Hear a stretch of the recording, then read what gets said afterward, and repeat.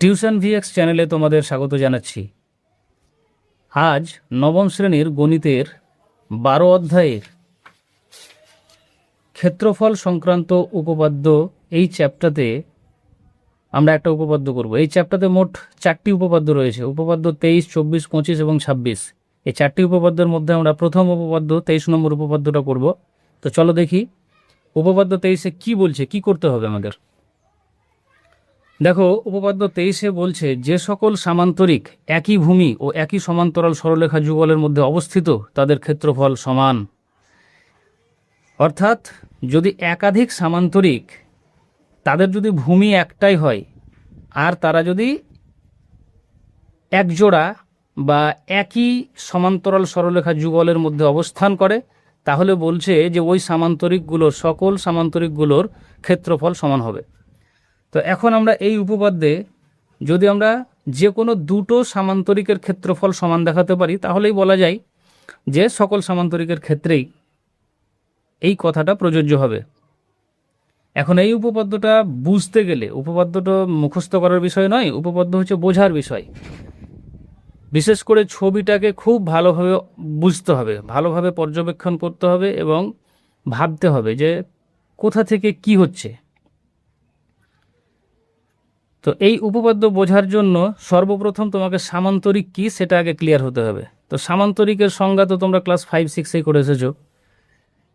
সামান্তরিক কাকে বলে? একাধিক সংজ্ঞা রয়েছে, তার মধ্যে একটা সংজ্ঞা হচ্ছে যে চতুর্ভুজের বিপরীত বাহুগুলি সমান্তরাল তাকে বলা হয় সামান্তরিক। অথবা যে চতুর্ভুজের একজোড়া বিপরীত বাহু সমান এবং সমান্তরাল তাকে বলা হয় সামান্তরিক। কিংবা বলতে পারি যে চতুর্ভুজের বিপরীত বাহুগুলি সমান তাকেও বলা হয় সামান্তরিক।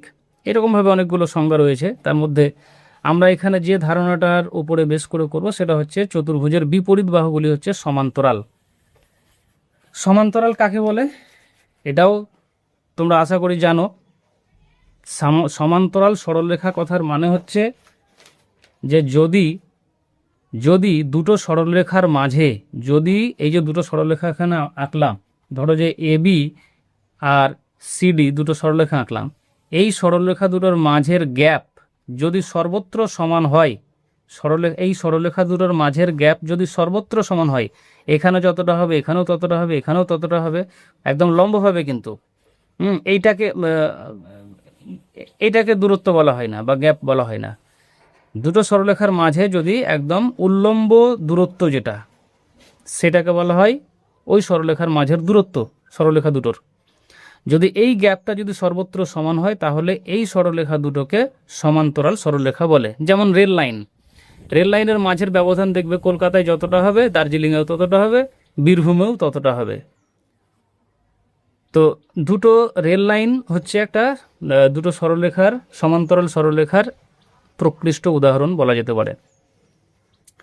তো সমান্তরাল সরলরেখা বুঝতে পারলে, এবার এখানে আর একটা বিষয় বুঝতে হবে, সেটা যেমন হচ্ছে এখানে বলছে ভূমি, একই ভূমি বিষয়টা কি? ভূমি হচ্ছে কোনো জ্যামিতিক চিত্র যে সরলরেখাটার উপরে দণ্ডায়মান থাকে তাকে বলা হয় ভূমি।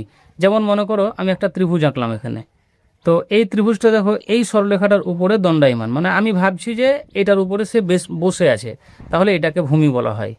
ধরো যে এখানে একটা আমি চতুর্ভুজ আঁকলাম, তাহলে এই চতুর্ভুজটার ভূমি আমি এইটা ধরবো, অর্থাৎ এটার উপরে সে বসে আছে। ভূমি মানে মাটি বা জমি, এটা ফিক্সড।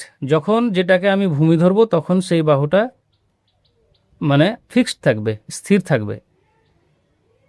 আচ্ছা, এবার কি ভূমি, একই ভূমির দৈর্ঘ্য যদি একই ভূমি ও একই সমান্তরাল সরলরেখা যুগল, ধরো যে এখানে একটা সরলরেখা আঁকলাম, এটাকে যদি আমি ভূমি ভাবি তাহলে এটা কিন্তু ফিক্সড।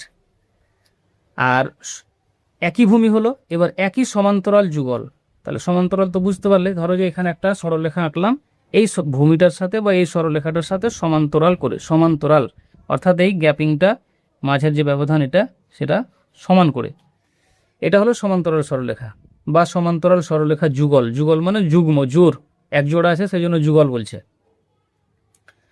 এবার এই যে ভূমিটার উপরে আমি একাধিক সামান্তরিক আঁকতে পারি, অনেক সামান্তরিক আঁকতে পারি। যেমন মনে করো আমি এখানে একটা এরকমভাবে একটা সামান্তরিক আঁকলাম, দেখো এই ভূমিটাকে মনে করো যে এটার নাম হলো এবি, তাহলে এই এবি ভূমির উপরে আমি দেখো এটা একটা সামান্তরিক এঁকেছি। আবার এই এবি ভূমির উপরেই আমি যদি মন করি যে এইভাবে একটা সামান্তরিক আঁকবো, তাহলে দেখো এটা একটা সামান্তরিক হয়ে গেল। তাহলে ভূমি কিন্তু একটাই, কিন্তু দেখো দুটো সামান্তরিক হলো। আবার যদি আমি আবার একটু যদি আমি মনে করি যে এটা একটা সামান্তরিক, এটা একটা সামান্তরিক, তাহলে দেখো ভূমি একটাই, ভূমিটা কিন্তু ফিক্সড, কিন্তু সামান্তরিকগুলো দেখো আলাদা আলাদা। এটা একটা সামান্তরিক, এটা একটা সামান্তরিক, হ্যাঁ এটা একটা সামান্তরিক। তাহলে এখানে তিনটে সামান্তরিক আঁকলাম। একাধিক সামান্তরিক আঁকা যায়, অসংখ্য সামান্তরিক আঁকা যায় একটা ভূমির উপরে। এবার লক্ষ্য করো এখানে ভূমি কিন্তু একটাই, কিন্তু সামান্তরিকগুলো আলাদা আলাদা হওয়ার জন্য দেখো এই ক্ষেত্রে, এই ছবিটার ক্ষেত্রে দেখো এই সরলরেখাটা আর এই সরলরেখাটা, যেহেতু এটা একটা সামান্তরিক, তাই দেখো এই সরলরেখার এই সরলরেখা এরা কিন্তু সমান্তরাল সরলরেখা আলাদা। দেখো এই সমান্তরাল সরলরেখা এই সরলরেখাটার সাথে এই সরলরেখাটা হচ্ছে সমান্তরাল, যার জন্য এটা একটা সামান্তরিক। তো এইখানে কি হচ্ছে দেখো ভূমি একটাই, কিন্তু সমান্তরাল যুগলটা আলাদা। ভূমি একটাই, সমান্তরাল যুগল আলাদা। ভূমি একটাই, সমান্তরাল যুগল আলাদা। উপপাদ্য বলছে যে সমান্তরাল যুগল আলাদা হলে চলবে না, একই সমান্তরাল যুগল হতে হবে। অর্থাৎ এই যে ছবিটা এঁকেছি এইটাকে যদি তুমি ভূমি মনে করো, আর এই যে সমান্তরাল সরলরেখাটা আর একটা এঁকেছি ভূমির সাথে, এর মধ্যে তোমাকে সামান্তরিকগুলো এঁকে দেখাতে হবে। মানে এই দুটো সমান্তরাল সরলরেখার মাঝে যত সামান্তরিক অঙ্কন করব, যত সামান্তরিক থাকবে, সব সামান্তরিকের ক্ষেত্রফল বলছে সমান হবে। কন্ডিশন একটাই, সেটা হচ্ছে ভূমি একটাই হতে হবে, আর সমান্তরাল সরলরেখা যুগল কিন্তু একটাই হতে হবে। এটা ফিক্সড। মানে এর উপরে অন্য সমান্তরাল সরলরেখা এঁকে আবার সামান্তরিক আঁকলাম তাহলে কিন্তু হবে না। যেমন ধরো যে এই ভূমিটার উপরে মনে করো যে আমি একটা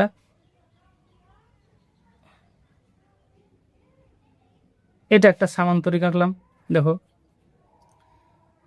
এক্স ওয়াই পি জেড, একটা র্যান্ডম নাম দিলাম, আর এটা একটা সামান্তরিক হলো। আমি যদি মন করি যে এইখানে এইভাবে, আর এখানে আরেকটা বিষয়, এই সরলরেখাটাকে কিন্তু ইচ্ছা মতন আমি বর্ধিত করতে পারি যতদূর ইচ্ছা, কিন্তু একে করা যাবে না, ভূমি ফিক্সড। তাহলে এটা একটা সামান্তরিক করতে গেলে দেখো এটার সমান কিন্তু এর বিপরীত, কারণ সামান্তরিকের বিপরীত বাহুগুলি সমান সমান হয়। কাজে দেখো এটার সমান করে এই দিকের বাহুটা মোটামুটি চোখের আন্দাজে একটু, আচ্ছা এটাতে স্কেল নেই, এই মনে করো এটা একটা সামান্তরিক আঁকলাম। তাহলে দেখো এক্স ওয়াই মনে করো এটার নাম দিলাম এল এম। তাহলে এইভাবে আমি দেখো দুটো সমান্তরিক আঁকলাম একটা ভূমির উপরে, কিন্তু একটা ভূমি আর একই সমান্তরাল যুগলের মধ্যে দেখো দুটো সমান্তরিক আঁকলাম।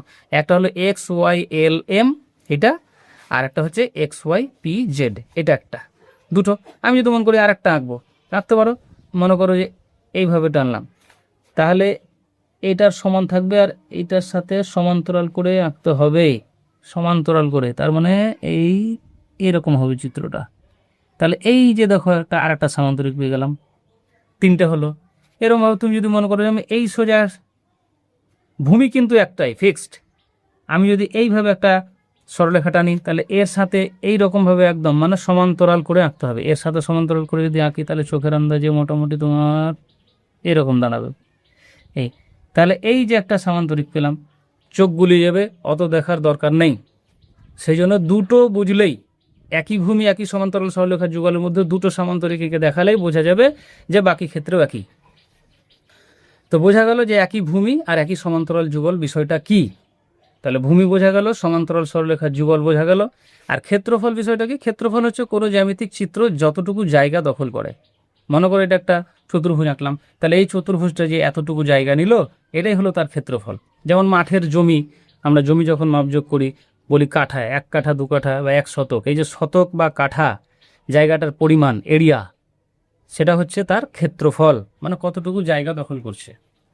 তাহলে ক্ষেত্রফল এই টার্মগুলো এখানে বোঝা গেল যে তাহলে কতগুলো টার্ম বোঝালাম। সমান্তরাল সরলরেখা বলতে কি বোঝায়, সামান্তরিক কাকে বলে, ভূমি বিষয়টা কি, আর ক্ষেত্রফল বিষয়টা কি, ব্যাস এগুলো বোঝা গেল। এবার আরেকটা গুরুত্বপূর্ণ বিষয় যেটা না বোঝালে নয়, যেটা না বুঝলে বুঝতেই পারবে না। কারণ এটা ক্লাস 8-এ ছিল যে সমান্তরাল সরলরেখার একান্তর কোণ অনুরূপ কোণ, এই যে বিষয়গুলো একান্তর কোণ অনুরূপ কোণ সমান্তরাল সরলরেখার ক্ষেত্রে এটা খুবই গুরুত্বপূর্ণ, এবং এটার উপরে বেশ করেই কিন্তু এই উপপাদ্যটা বুঝতে হবে তোমাকে। যেমন মনে করো এই যে এক জোড়া সমান্তরাল সরলরেখা আঁকলাম, আর আরেকটা সরলরেখা এসে এই দুটো সরলরেখাকে, সমান্তরাল সরলরেখা দুটোকে ছেদ করলো।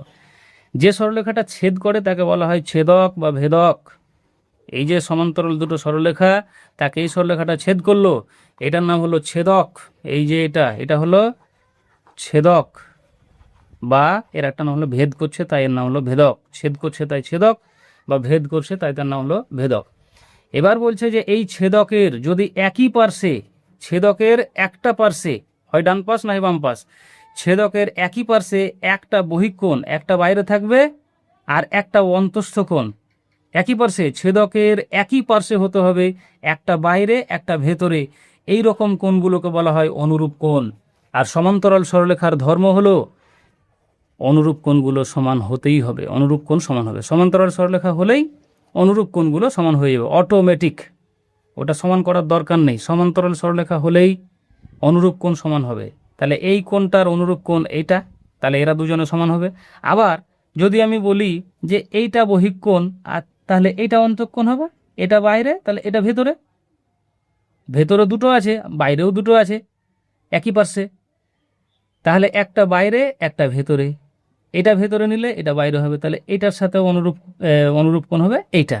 তাহলে এরা দুজনের সমান। ঠিক এই পাশেও একই রকম, এটার অনুরূপ কোণ হচ্ছে এটা, আবার এইটার অনুরূপ কোণ হচ্ছে এটা। যদি সমান্তরাল সরলরেখা দুটো এইভাবে আঁকা থাকে, সমান্তরাল সরলরেখা দুটো যদি এইভাবে থাকে, আর মনে করো যে এটা একটা ছেদক, তাহলে কি একই ব্যাপার, এটা হলো বাইরের তো এটা ভেতরের, তাহলে এই দুটো হচ্ছে অনুরূপ কোণ। বোঝা গেল? আবার এইটাকে যদি আমি বাইরের ধরি, তাহলে এটা হলো ভেতরের, তার মানে এরা হলো অনুরূপ কোণ। অনুরূপ কোণ দুটি পরস্পর সমান হবে। ক্লিয়ার? এইটুকু বুঝতে পারলেই উপপাদ্যটা বোঝা খুব সহজ। চলো এবার উপপাদ্যতে ঢুকি।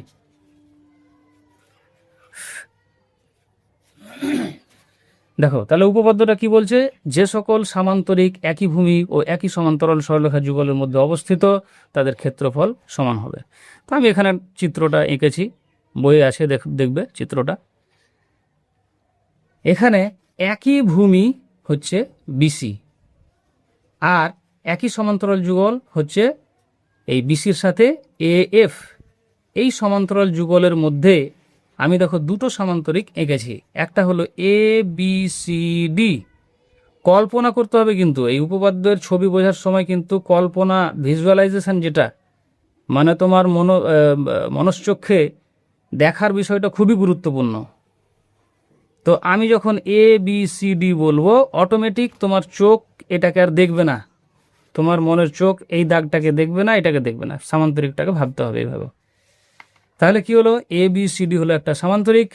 আবার দেখো ই বি সি এফ, এটা একটা সামান্তরিক। E B C F, E B C F এটা একটা সামান্তরিক। তখন কিন্তু আমি এইটাকে ভাববো না, এই দাগটা নেই, আর শুধু এই সামান্তরিকটাকে কল্পনা করব। তাহলে একই ভূমি বিসি আর একই সমান্তরাল সরলরেখা যুগল বিসি এবং এএফ এর মধ্যে দুটি সামান্তরিক A B C D R E B C F আমি অঙ্কন করেছি। আমাকে দেখাতে হবে, প্রমাণ করতে হবে যে এই এবিসিডি আর ইবিসিএফ এই দুটো সামান্তরিকের ক্ষেত্রফল সমান, অর্থাৎ তারা একই জায়গা, একই পরিমাণ জায়গা দখল করে আছে, এটা প্রমাণ করতে হবে। তো চলো তাহলে এবার একটু লেখালেখি করি। তাহলে কি লিখবো এখানে,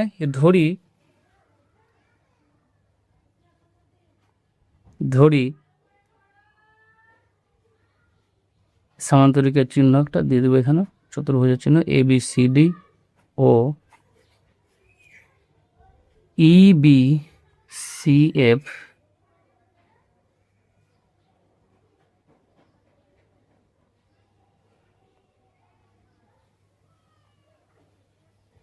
সামান্তরিক দ্বয়, এখানে আটলো না,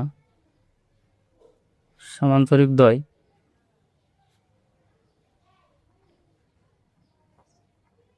একই ভূমি বিসি ও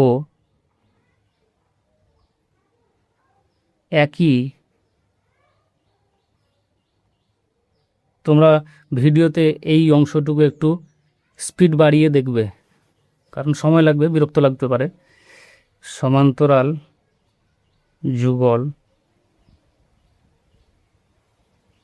বিসি ও এফ এর মধ্যে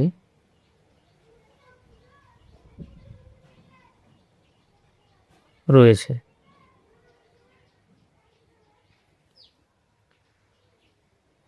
প্রমাণ করতে হবে, প্রমাণ করতে হবে, প্রমাণ করতে হবে কি, যে চতুর্ভুজ এ বি সি ডি সমান, চতুর্ভুজ তো না, সামান্তরিক, এখানে সামান্তরিক এ বি সি ডি সমান সামান্তরিক ই বি সি এফ। বইয়ের সঙ্গে লেখার কিন্তু মিল পাবে না, অনেক ক্ষেত্রে মিল পাবে না। তার মানে এই নয় যে এটা আলাদা, তুমি যেভাবে উপস্থাপন করতে পারো, কিন্তু লেখাটা যাতে সঠিক হয়, সঠিক তথ্য প্রদান করে।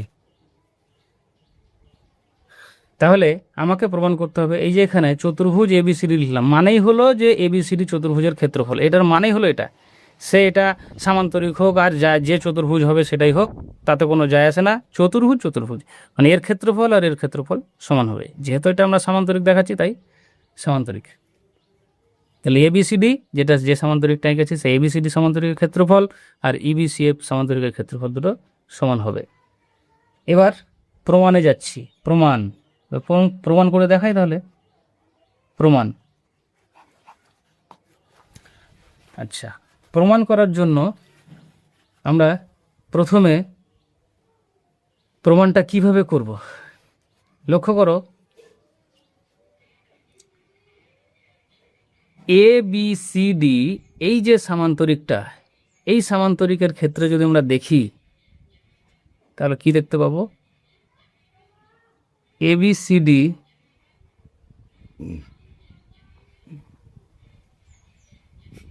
সামান্তরিকের, এবিসিডি সামান্তরিকের দেখো এবি আর এই যে সিডি বা ডিসি এই বাহু দুটো কিন্তু সমান্তরাল, সামান্তরিকের এবি সমান্তরাল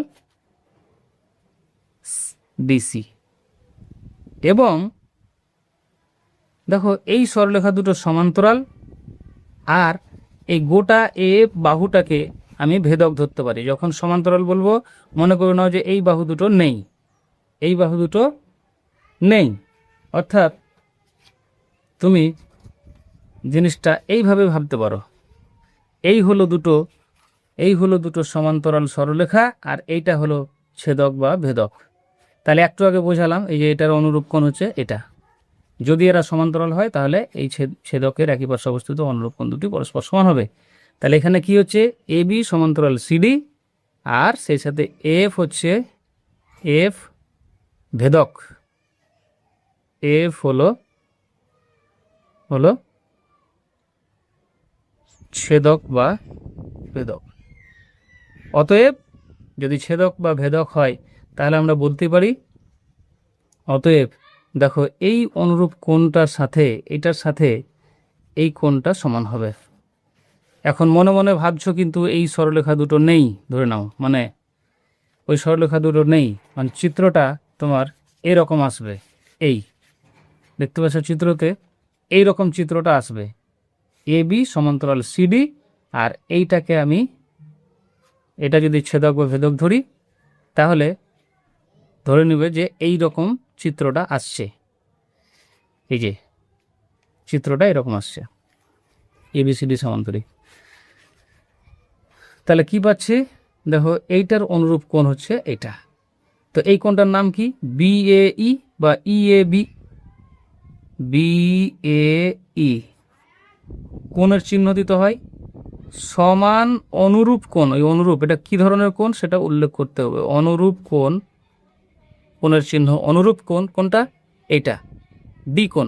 তো ডি কোণের ফুল নাম কি, সিডিএফ বা এফডিসি। কোণকে দুই দিক থেকে পড়া যায়, যে বিন্দুতে কোণ আছে সেই বিন্দুটা, সেই লেটারটাকে মাঝখানে রাখতে হয়, দিয়ে দুদিক থেকে পড়া যায় এফডিসি বা সিডিএফ। তাহলে আমরা লিখব CDF, এটা পেয়ে গেলাম। আচ্ছা, এটার নাম্বার দিয়ে রাখলাম, এটা 1 নম্বর দিয়ে রাখলাম। একই রকমভাবে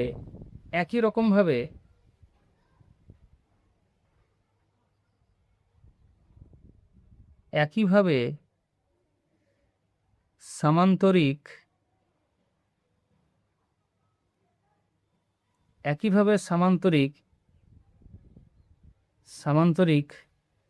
EBCF থেকে পাই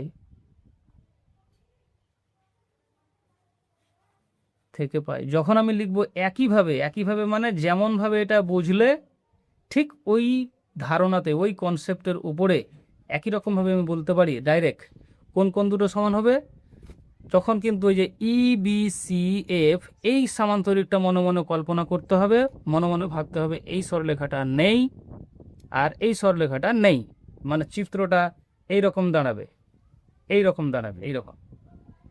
EBCF সামান্তরিক, তখন আমি এই কোণটার সাথে এই কোণটাকে নেব। দেখো, এরা হলো সমান্তরাল আর এইটা হলো ছেদক বা ভেদক। মনে মনে ভেবে নাও যে এই বাহুটা নেই, তাহলে এটার সাথে এটার অনুরূপ কোণ হবে এই কোণটা। তাহলে কি নাম হবে? এটার অনুরূপ কোণ হবে এটা। তাহলে এফ কোণের নাম কিভাবে পড়ব? সেটা হচ্ছে CFD বলতে পারি বা DFC বলতে পারি। আর এটাতে কি বলবো? AEB বা BEA। তাহলে EBCF এই সামান্তরিক থেকে পাই কোণ AEB সমান অনুরূপ কোণ DFC বা CFD, DFC। এটার নাম্বার দিয়ে রাখলাম 2 নম্বর। চলো এবার আমরা সামান্তরিক দুটো সমান যে হবে সেই প্রমাণে ঢুকছি, একদম মেন জায়গায়। এখন এই সামান্তরিক দুটো সমান হওয়ার অর্থ হচ্ছে যে যদি আমি কোনোভাবে প্রমাণ করতে পারি যে এই ত্রিভুজ দুটো, এই যে দেখো একটা ত্রিভুজ আর এই একটা ত্রিভুজ, অর্থাৎ ABE আর CDF, এই ত্রিভুজ দুটোকে যদি আমি সমান দেখাতে পারি, তাহলে কিন্তু অটোমেটিক এরা দুজন সমান হলেই গোটা চতুর্ভুজ থেকে একবার এটাকে বাদ দেব, তাহলে এই সামান্তরিক থাকবে, একবার এইটাকে বাদ দেব, তাহলে এই সামান্তরিক থাকবে, তাহলে তারা সমান হয়ে যাবে। তো এখন আমাদের কাজ হচ্ছে এই ত্রিভুজ দুটোকে সমান দেখানো। আর দুটো ত্রিভুজ কখন সমান হয়? যখন তারা সর্বসম হয়। আর সর্বসম হওয়ার শর্ত কি? আমরা জানি যে দুটো ত্রিভুজের যদি 3টে করে জিনিস মেলাতে পারি, 3টে করে জিনিস মিললেই হয় দুটো বাহু একটা কোণ, বা 3টেই বাহু, অথবা 2টি বাহু একটি কোণ, 2টি কোণ একটি বাহু, এইভাবে মেলাতে পারলে। তো আমরা দেখি এখানে কোন এই দুটো ত্রিভুজের মধ্যে কোন জিনিসের মিল পাচ্ছি। তো এই ত্রিভুজ দুটো থেকে কি পাই? এখন ত্রিভুজ AEB ও ত্রিভুজ CDF থেকে পাই। আমার হাতের লেখাও তো ভালো নয়, আর আমি খুব স্পিডে লিখতেও পারি না। এই জায়গাটা একটু তোমরা স্পিডে দেখবে, 1.25 বা 1.5 স্পিডে দেখবে। তাহলে AEB এবং CDF এই দুটো ত্রিভুজ থেকে পাই 3টে জিনিস কি কি মেলাচ্ছি দেখো। একটু আগে আমরা দেখলাম যে এই ত্রিভুজটার BAE মানে এই কোণটার সাথে এই ত্রিভুজের এই D কোণটা মিলছে। তাহলে BAE সমান হচ্ছে CDF। AEB ত্রিভুজের এই কোণটা আর এই ত্রিভুজের এই কোণটা, তাহলে দুটো ত্রিভুজের মধ্যে একটা করে কোণ পেয়ে গেলাম, এরা দুজনের সমান। এটা আমি 1 থেকে পেলাম, এই 1 নম্বর থেকে পাচ্ছি, এটা সমান এটা।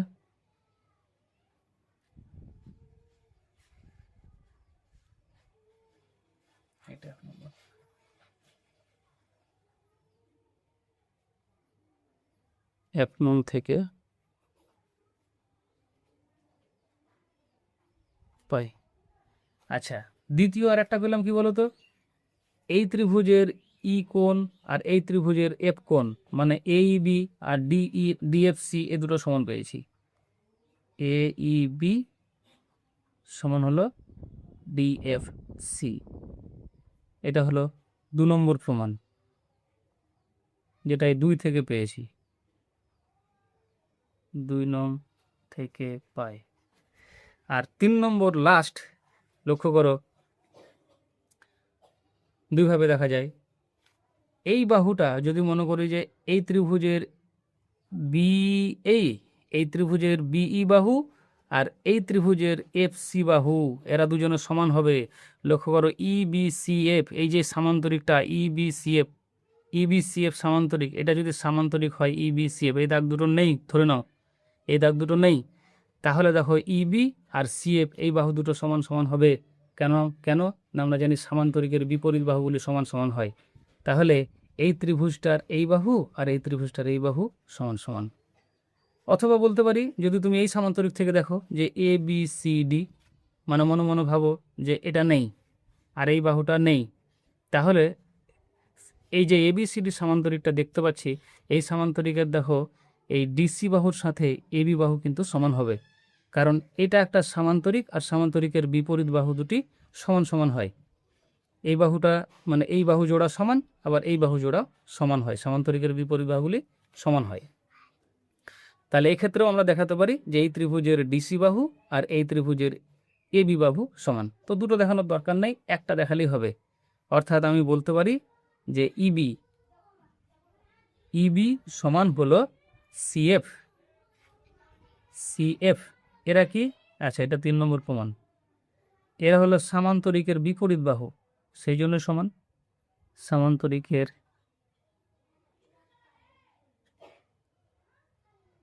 বিপরীত বাহু, 3টে জিনিস সমান হয়ে গেল, তাহলে বলতে পারি অতএব, বলা যায় অতএব একটা ত্রিভুজের যদি 3টে জিনিস সমান হয়, তাহলে আমরা বলতেই পারি যে এই ত্রিভুজ দুটি সর্বসম। অতএব ত্রিভুজ এ ই বি সর্বসমর চিহ্ন হচ্ছে এরকম একটা সমান চিহ্ন দিয়ে, ঢেউ ঢেউ চিহ্ন, একটা পাখি উঠছে। ত্রিভুজ সি ডি এফ সর্বসম, আর সর্বসম হলেই তাদের সব কিছু সমান হয়ে গেল, অর্থাৎ দুটো ত্রিভুজ গায়ে গায়ে লেগে যাবে, দুটো ত্রিভুজের সব কিছু সমান হয়ে গেল, 3টে বাহু 3টে কোণ সমান হয়ে গেল। তার মানে বলতে পারি যে ওই ত্রিভুজ দুটোর ক্ষেত্রফলও সমান।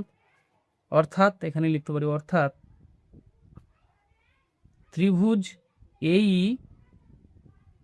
বি সমান, যদি শুধু সমান দিই তাহলে ক্ষেত্রফলকে বোঝাবে, যে এই বি ত্রিভুজের ক্ষেত্রফল সমান হচ্ছে ত্রিভুজ সিডিএফ এর ক্ষেত্রফল। তার মানে বুঝতে পারলাম যে এই ত্রিভুজ দুটি কিন্তু সমান সমান। এবারে টুইস্টটা এই জায়গাতে, এবার লক্ষ্য করো তো, এই যে গোটা চিত্রটা দেওয়া আছে এখানে, এই যে গোটা চিত্রটা, এবার গোটাটাই ভাবো, এই গোটা চিত্র থেকে যদি আমি কাঁচি দিয়ে এইটুকুকে কেটে নিই বা এটাকে ঢেকে নিই, তাহলে দেখো ইবিসিএফ সামান্তরিকটা পাবো। মানে গোটা চিত্রটা থেকে যদি, গোটা চতুর্ভুজটা থেকে যদি এই ত্রিভুজটার ক্ষেত্রফলটুকুকে বাদ দিয়ে দিই, বিয়োগ করি, তাহলে আমি এই সামান্তরিকটা পাবো। আবার গোটা চিত্রটা থেকে যদি আমি এই ত্রিভুজটাকে কেটে বাদ দিয়ে দিই, তাহলে দেখো আমি এই সামান্তরিকটা পেয়ে যাব। আর একটু আগে দেখলে যে এই ত্রিভুজ দুটি সমান সমান, মানে মনে করলো যে গোটা চতুর্ভুজটার মান যদি 15 হয়, কথার মানে বলছি 15 হয়, আর এই দুটো সমান সমান দেখালাম, এই দুটোকে মনে করলো যে 5, এটাও 5 এটাও 5, তো গোটাটার ভ্যালু 15 থেকে যদি আমি এই 5 বাদ দিই, তাহলে কত থাকবে? 10, মানে এই সামান্তরিকটার ভ্যালু পেলাম 10। আবার গোটা চতুর্ভুজটা থেকে যদি আমি এই ত্রিভুজটাকে বাদ দিই, তো এই ত্রিভুজও তো 5, তাহলে 15 থেকে, গোটাটা তো 15 ধরলাম, 15 থেকে যদি এই 5কে বাদ দিই তাহলেও থাকবে 10, মানে এই সামান্তরিক। তাহলে কি বুঝতে পারলাম? এই সামান্তরিকের ভ্যালুও 10 আসছে, আবার এই সামান্তরিকের ভ্যালুও 10 আসছে, তার মানে দুটো সামান্তরিক সমান সমান পেয়ে গেলাম। তাহলে আমার প্রমাণ হয়ে গেল। তাহলে আমি লিখতে এখন, অতএব চতুর্ভুজ, এই যে গোটা চতুর্ভুজ এ বি সি এফ, গোটাটা, এই মাঝের দাগ দুটো যদি না থাকে, চতুর্ভুজ A B C F minus এই গোটা চতুর্ভুজটা থেকে একবার এই ত্রিভুজটাকে বাদ দিচ্ছি। দেখো এই ত্রিভুজটার নাম কি এইবি ত্রিভুজ, ত্রিভুজের চিহ্ন দিতে হবে, চিহ্ন না দিলে বোঝা যাবে না, বাদ। ত্রিভুজ এ বিই বা এইবি যাই বলি, এইবি লিখেছি, তাহলে এইবি লিখি, এইবি এইবি সমান এটা